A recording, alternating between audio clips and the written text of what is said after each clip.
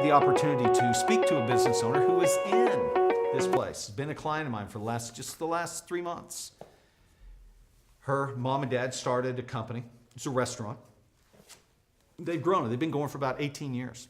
And it's grown. It's been great. It's been wonderful. They started having some problems.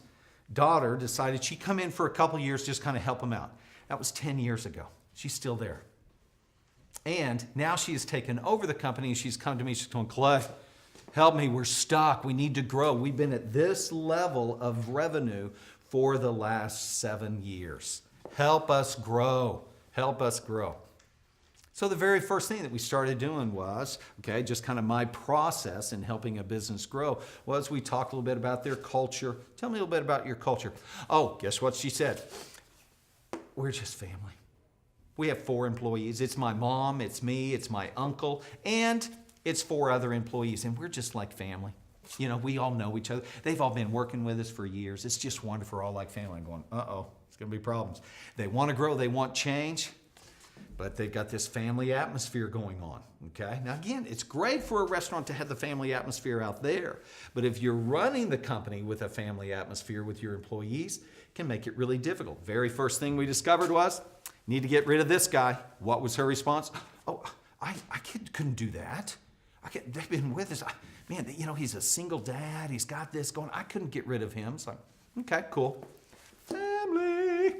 Okay? It just limits your decision. The guy needed to go. He actually needed to go about 4 years ago, but he's still there. Okay, let's see. Moving on here, middle paragraph in the middle. She wanted to make changes, but she felt trapped by the family culture and how difficult it would be for them if she made changes. She actually said this. She goes, Clay, I couldn't do that. Get this. I couldn't do that. I could never do that to them. To them? What do you mean to them? It's your company. They are doing it to you.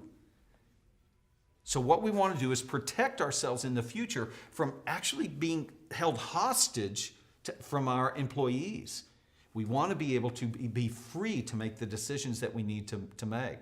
So from the beginning here at the team builder level, we want to make sure that we are focused on building a team and not just a family.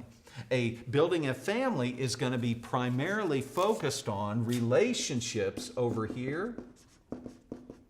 Relationships. Which is cool, which is good, all right? But if you don't move from this, then what you get is a whole bunch of employees that love to come to work and love being with one another and, of course, love getting the check. But the company's not moving. The company's not doing anything. We've got to move to this place called production, where now we're getting into accountability. Ability. Got to learn how to spell that there, okay?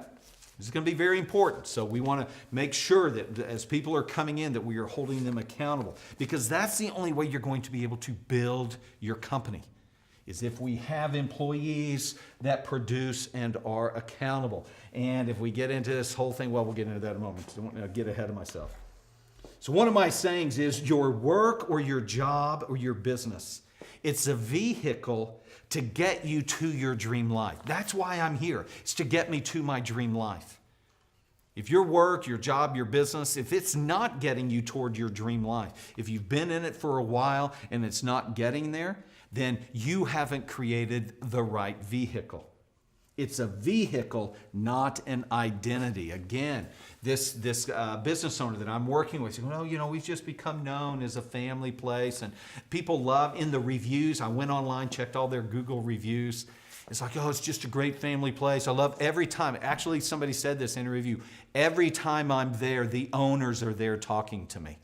Okay? Now again, that's nice.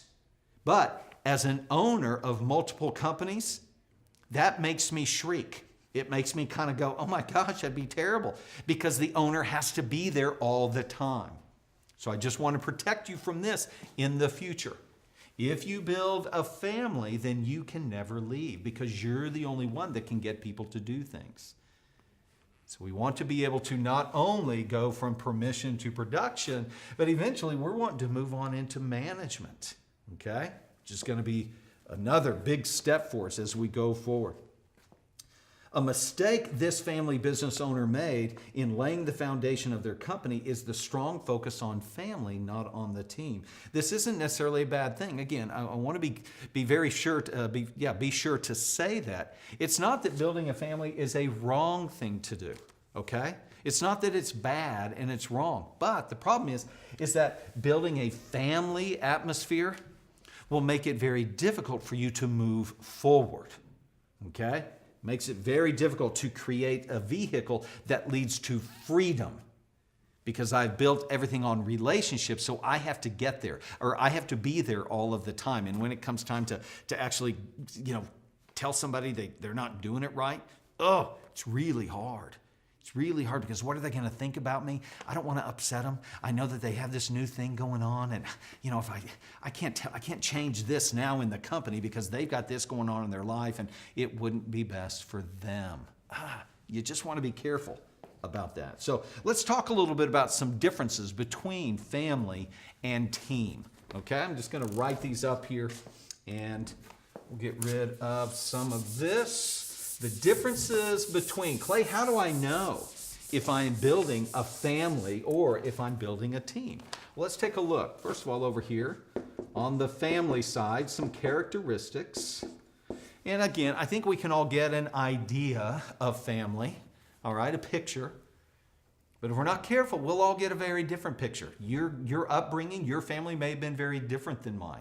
So when you get a picture of family, this is what you get. As opposed to when I get a picture of family, this is what I get. It's one of the struggles of building a family atmosphere, because families can be dysfunctional. Okay? They can be dysfunctional. And I want to be really careful not building a dysfunctional family to run my company. All right? So we want to be careful with that. Especially when I am at this team builder level and I have supervisors and managers and owners over me that are looking and going, hey, is this person worthy of promotion? Well, if I'm just stuck with a bunch of family members and we all get along really good, but I don't really know how to tell anybody to do anything, then you're not prepared. You don't have what you need to become a manager. So let's take a look at some of these things. First of all, the goal in a family, I love this. The goal in a family is love and acceptance. Okay? I love that. I mean, that's beautiful. It's exactly what you want. But over here on a team, the primary goal is to win. All right? We got to win. Now, again, I'm not talking about some little 8-year-old soccer team, okay? I'm talking about a mature team that I'm going to bring into my business to run my business so that my business will win. This is the goal on a team, to win. Over here in a family, it's more about love and acceptance. I get it. It's beautiful. But that's one of the things that can make it difficult as we move forward in building our team. Next of all, number 2, we have a heavy emphasis over here in the family, heavy emphasis on relationship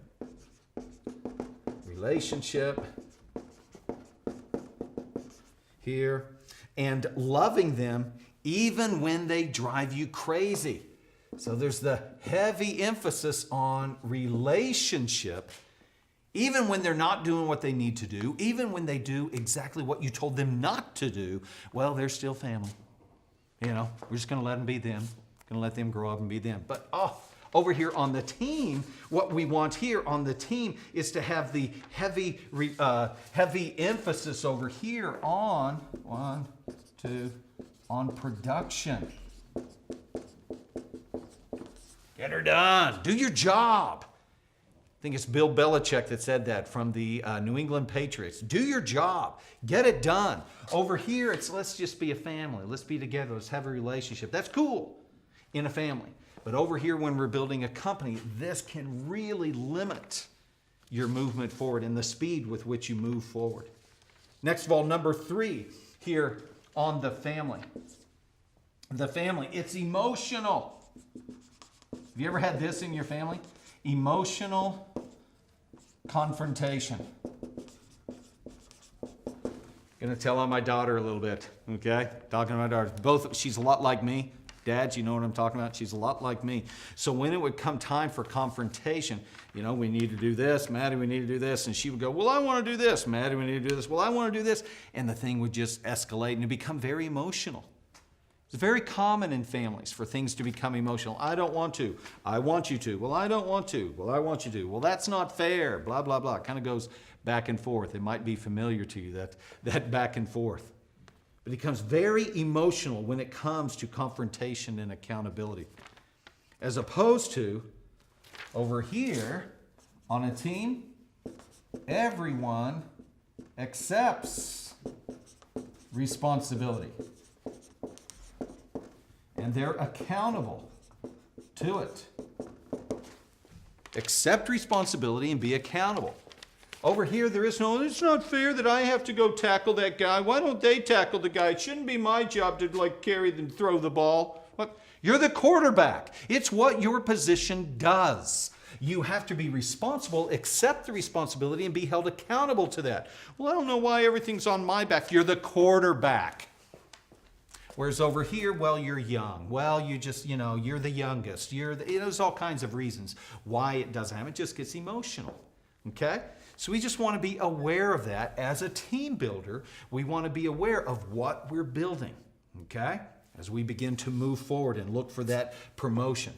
Number 4, in a family, there's always this sense of entitlement. Where's that word come up from? Okay? It's like a buzzword right now in the workplace. All these millennials, they just feel so entitled.